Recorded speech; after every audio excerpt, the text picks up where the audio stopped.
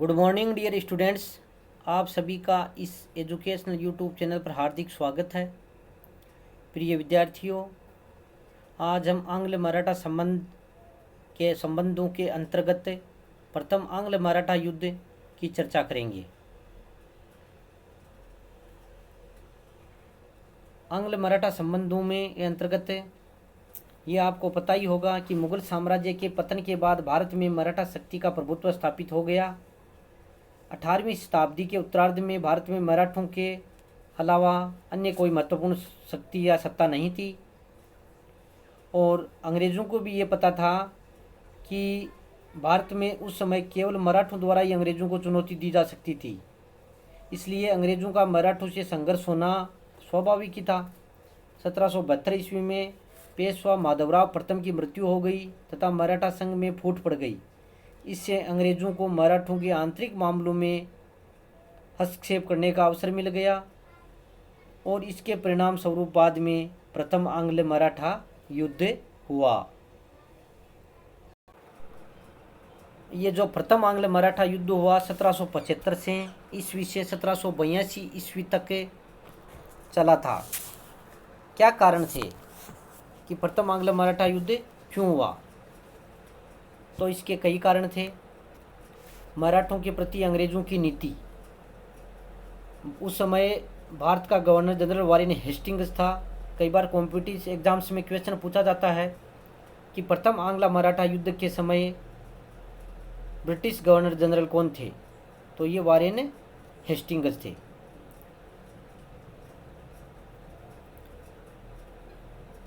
भारत का governor Warren Hastings चाहता था कि मराठों की बढ़ती हुई शक्ति का कंपनी के हितों पर प्रतिकूल प्रभाव नहीं पड़े और मराठे हैं वो बम्बई पर आक्रमण नहीं कर सके। इसके अलावा वह मराठों के आक्रमणों से बंगाल की रक्षा करना चाहता था। वारेन हेस्टिंग्स मराठों को अंग्रेज़ों का प्रबल प्रतिद्वंदी मानता था, इसलिए वह मराठों की शक्ति का दमन करके अंग्रेज़ों की सत्ता स्थापित करना चाहता था। मराठा सरदारों की आपसी फूट। पेशवा माधवराव की मृत्यु हो गई।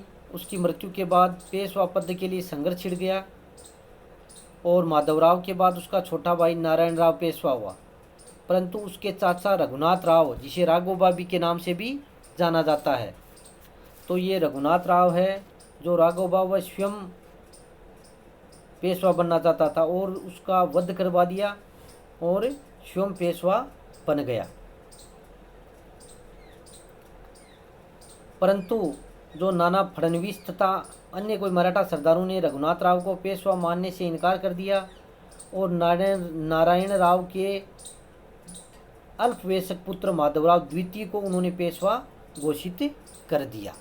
जब इस रघुनाथ राव की महत्वाकांक्षा की पूर्ति नहीं हुई, अन्य मराठा सरदार आपस में उसका विरोध कर रहे थे, तो फिर रघुनाथ राव यानी राघोबा ने अंग्रेज़ों से संधि की थी। कौन सी संधि की थी? सूरत की संधि। राघोबा ने नाना फडणवीस के विरुद्ध अंग्रेज़ों से मदद मांगी और बम्बई के गवर्नर से 7 मार्च 1775 ईस्वी को सूरत की संधि कर ली, जिसके अनुसार सालसेट और बेसिन अंग्रेज़ों को देने का वचन दिया। तो इस प्रकार इस सूरत की संधि के अंतर्गत अंग्रेज़ों को सालसेट और बेसिन देने का वचन दिया था। यहीं से मराठों का अंग्रेज़ों से सीधा संपर्क हुआ था।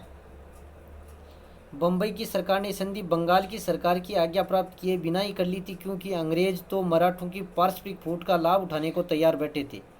इस संधि के अनुसार अंग्रेज़ों ने रघुनाथ राव यानी राघोबा को सैनिक सहायता देने का वचन दिया तथा बदले में रघुनाथ राव ने अंग्रेजी सेना का व्यय उठाने और सालसेट और बेसिन के प्रदेश तथा सूरत व बड़ौंच के राजस्व का कुछ भाग देना स्वीकार किया।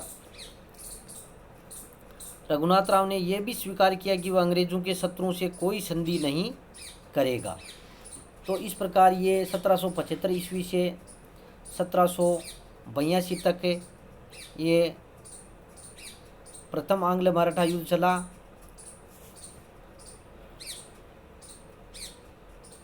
इसके अंतर्गत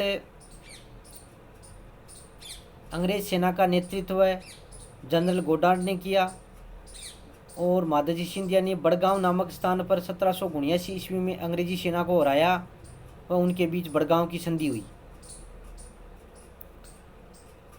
इस संधि के अंतर्गत अंग्रेज भारी पड़े और अंत में 1782 ईस्वी में सालबाई की संधि हुई। इम्पोर्टेंट है कई कॉम्पिटिशन एग्जाम्स में और अपने जो अति लघुतरात्मक क्वेश्चन उनमें भी आ सकता है कि सालबाई की संधि। तो सालबाई की संधि 1782 ईस्वी में अंग्रेजों तथा मराठों के बीच हुई थी, जिसके फलस्वरूप प्रथम आंग्ल मराठा युद्ध का अंत हुआ। इस संधि की क्या शर्तें थी, यानी इस संधि के द्वारा दोनों पक्षों ने एक दूसरे के जीते हुए प्रदेश लौटा दिए। अंग्रेजों ने माधवराव नारायण को पेशवा स्वीकार किया व राघोबा को पेंशन दे दी गई।